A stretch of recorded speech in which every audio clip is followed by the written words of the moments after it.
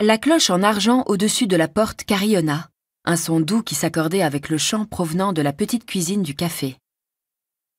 Perché en haut d'une échelle, j'accrochais des guirlandes lumineuses. Je jetai un œil en contrebas de l'autre côté de la salle à manger. La femme qui venait d'entrer était grande, avait les cheveux bruns et était emmitouflée dans un manteau rouge vif, si épais qu'il dissimulait sa silhouette. Elle avait le teint pâle, des traits anguleux. Mis à part la couleur de son manteau, rien ne la différenciait de la demi-douzaine d'autres femmes qui avaient franchi la porte du café depuis la veille, jour de notre ouverture. Mais mon pouvoir de voyance, qui m'avait causé tant de peine de cœur par le passé, commença à s'agiter. Cette femme était synonyme d'ennui, le genre de problème que j'avais fui durant ces 12 dernières années. Son regard balaya la pièce, s'imprégnant sans doute des meubles dépareillés, des murs recouverts de lithographies brillantes et de vieilles assiettes, ainsi que des petites théières remplies de fleurs qui décoraient chaque table. Je n'aurais su dire ce qu'elle pensait de tout cela, car lorsque ses yeux rencontrèrent enfin les miens, je n'y vis que de la peur et de l'angoisse. C'était tellement puissant que cela fit l'effet d'un poing qui m'enserrait le cœur et le comprimait. « Je n'ai pas besoin de cela, pensai-je, pas maintenant, pas à nouveau. Il y a peu de chances que les problèmes de cette femme soient si graves que ça, Lydie. » La remarque fusa dans mon esprit aussi clairement que si elle avait été énoncée à haute voix.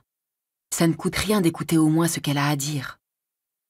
Isabelle, la chanteuse que l'on entendait dans la cuisine et mon amie la plus proche, ne se contentait pas de parler aux esprits et d'avoir un don de télépathie. Elle était aussi ma familière, et cela voulait dire que nos esprits étaient perpétuellement connectés. Avoir un familier n'était évidemment pas l'apanage de tous les sorciers, seulement ceux d'entre nous issus de l'aristocratie. Je ne savais pas à quoi cela tenait, mais je suspectais qu'il y avait un rapport avec le fait que la plupart des sorciers de sang bleu pouvaient invoquer un pouvoir plus puissant. Les familiers étaient généralement des animaux ou des esprits, mais j'étais une sorcière en dessous de la moyenne comparée aux autres nobles, dans le meilleur des cas. Donc, bien évidemment, ma familière ne pouvait être ordinaire, tellement loin de la norme que c'en était une déception de plus pour ma famille. Ma vie n'était qu'une longue liste de déconvenues aux yeux de celle-ci, une liste commencée dès ma naissance. Tu dis ça avec tellement d'aplomb que l'on pourrait penser que la précognition est l'un de tes talents, répondis-je mentalement d'un ton sec. Son petit rire aigu résonna dans mon cerveau. Pas besoin de prémonition pour déclarer ça. J'étais avec toi il y a 12 ans, rappelle-toi. Il n'y a rien qui puisse être pire que ça. Rien. La femme fit quelques pas hésitants et s'arrêta. Je suis à la recherche d'Elizabeth Grace. Sa voix était aussi incertaine que ses pas. J'accrochai le reste de ma guirlande à l'échelle et descendis. Vous pouvez m'appeler Lydie. Que puis-je faire pour vous, madame? Banks, Marjorie Banks. Je m'excuse de venir si tard, mais j'ai vu que c'était allumé et j'ai pensé que...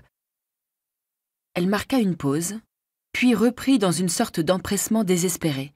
J'ai pensé que vous pourriez être en mesure de m'aider à retrouver ma fille. Une fugueuse, dit Belle. Ça n'a rien de dangereux. Peut-être. Si tu voulais faire en sorte que le passé ne se répète pas, il aurait fallu ouvrir un café normal, plutôt que de verser dans la psychométrie, de s'essayer à la divination et de vendre des amulettes. La psychométrie, ce n'est pas de la magie. Et ça n'était pas comme si les porte-bonheur que nous vendions avaient un autre pouvoir que celui de favoriser la chance plutôt que le mauvais œil pour ceux qui les portaient.